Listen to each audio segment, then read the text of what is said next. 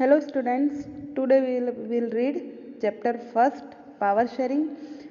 इसके जो पिछले वीडियो में हम पावर शेयरिंग के बारे में व्हाट इज़ पावर शेयरिंग ये समझ चुके थे और साथ में ही पावर शेयरिंग को समझने के लिए हमने बेल्जियम का एग्जाम्पल देखा था, एथेनिक कंपोजिशन और उसका एकमेंडेशन ऑफ बेल्जियम, है ना। Now we will read ethnic composition of Sri Lanka.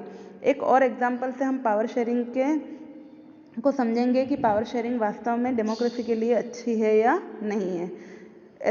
Sri Lanka has a diverse population. Sri Lanka में अलग अलग तरह की पॉपुलेशन है, जिसमें सिंहाला स्पीकर्स जो हैं वो कितने थे, 74% लोग सिंहाला स्पीकर्स हैं या पॉपुलेशन वहाँ पे सिंहाला स्पीकर्स की है। और कौन से रिलीजन से रिलेटेड है, तो ये सारे के सारे बुद्धिस्ट हैं।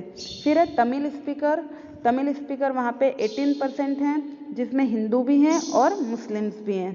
तमिल्स हैव 2 सब ग्रुप्स, है ना। 18% जो तमिल है उनके भी 2 ग्रुप बने हुए हैं। Tamil native of the country are called Sri Lankan Tamils, है ना। जो 18% तमिल है उसमें से भी जो श्रीलंका के रहने वाले या नेटिव प्लेस जिनका हम ये कह सकते हैं कि बाय बर्थ जो जहाँ के वहाँ के रहने वाले हैं वो है श्रीलंकन तमिल्स, और उनकी जो संख्या है वो कितनी है, 13%। And the rest are called Indian Tamil, और बाकी जो है वो इंडियन तमिल कहलाते हैं। There are 7% Christians both Sinhala and Tamil, है ना। उसके अलावा जो 7% पॉपुलेशन है वहाँ पे वो क्रिश्चियंस लोगों की है, जिसमें आपको सिंहाला स्पीकर्स भी मिलेंगे और तमिल स्पीकर भी मिलेंगे, है ना। तो ये वहाँ का जो था एथेनिक कंपोजिशन ऑफ श्रीलंका के।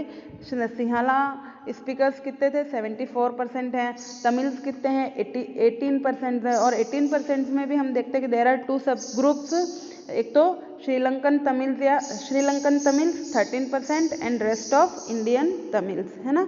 अब देखेंगे कि श्रीलंका ने जो वहाँ की जो ये 2 कम्युनिटीज़ थी सिंहालाज और तमिल, उनके बीच में जब कॉन्फ्लिक्ट पैदा हुए, है ना, उनके बीच में जब हम ये कह सकते हैं कि मतभेद उत्पन्न हुआ, तो किस तरह से श्रीलंका के जो लोग हैं उन्होंने वहाँ पे काम किया या वहाँ की गवर्नमेंट ने डिसीजन लिए। तो उसमें सबसे पहले हम देखेंगे मेजोरिटेरिज्म इन श्रीलंका, है ना।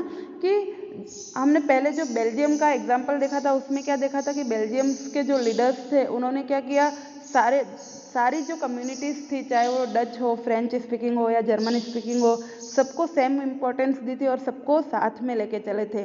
पर यहाँ अगर आप श्रीलंका का एग्जाम्पल देखेंगे तो यहाँ पे आपको कुछ अलग देखने मिलेगा।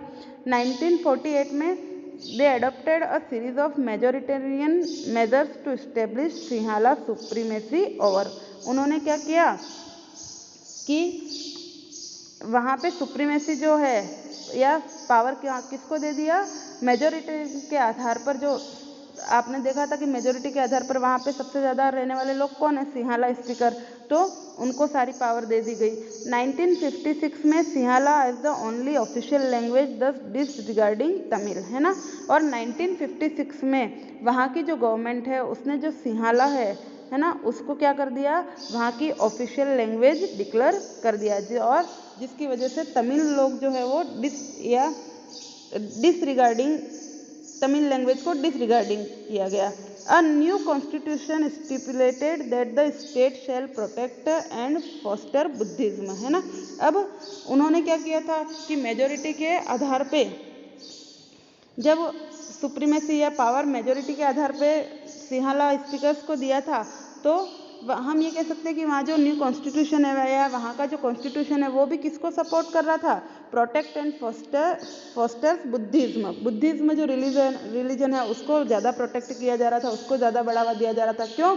क्योंकि जितने भी सिंहाला स्पीकर्स थे वो कौन से रिलीजन से रिलेटेड थे, बुद्धिज्म से रिलेटेड थे।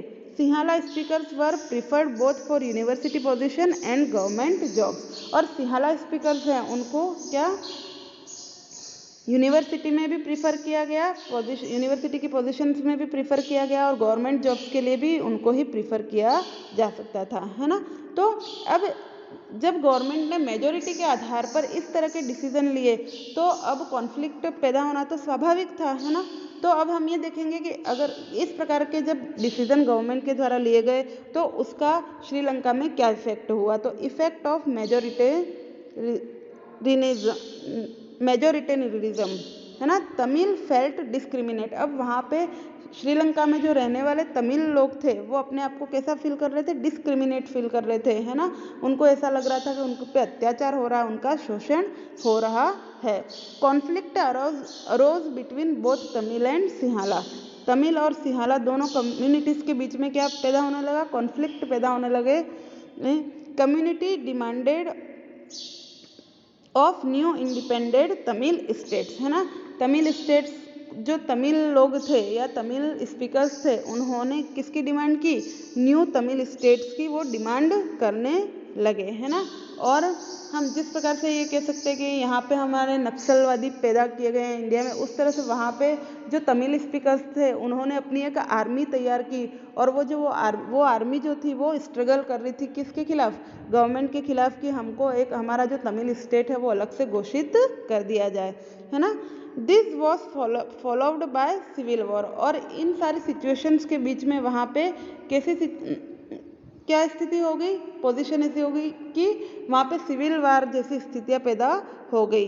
This conflict caused loss of lives and properties forcing many to leave the country. और जब सिविल वार हुआ तो उसमें क्या हुआ, बहुत सारे लोगों को अपनी लाइफ्स भी गंवानी पड़ी, मतलब जान से हाथ धोना पड़ा, बहुत से लोगों की प्रॉपर्टीज भी चली गई, तो बहुत से लोगों को देश छोड़ने पर भी मजबूर होना पड़ा। तो हम ये कह सकते हैं कि कुल मिला के अगर श्रीलंका भी बेल्जियम का जो मॉडल था उसको एक्सेप्ट करता और सभी लोगों को रेस्पेक्ट देता और सभी लोगों की सेम इम्पोर्टेंस समझता तो शायद ये स्थितियाँ पैदा नहीं होती। पर उन्होंने क्या किया, मेजोरिटी को प्रीफर किया और मेजोरिटी के आधार पे उन्होंने सारे डिसीजन लिए, जिसकी वजह से वहाँ पे जो तमिल स्पीकर्स थे, है ना, उन्होंने अलग स्टेट्स की डिमांड की और सिविल वॉर जैसी सिचुएशंस पैदा हो गई और बहुत सारे लोगों को उसका लॉस भुगतना पड़ा, है ना। तो अब कंक्लूजन हम क्या निकाल सकते हैं इसके आधार पर कि श्रीलंका शो अस अ कॉन्ट्रास्टिंग एग्जाम्पल, श्रीलंका का ये जो एग्जाम्पल है वो बेल्जियम से बिल्कुल अलग है। It show us that if a majority community wants to force its dominate over other and refuse to share power, it can undermine the unity of country, है ना।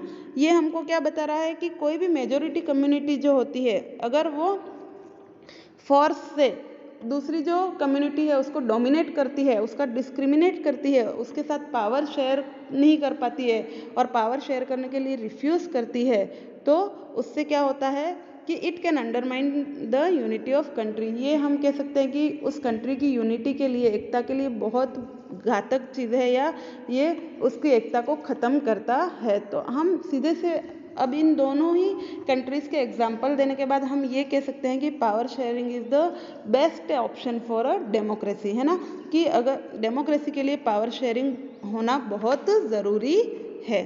तो थैंक यू वेरी मच।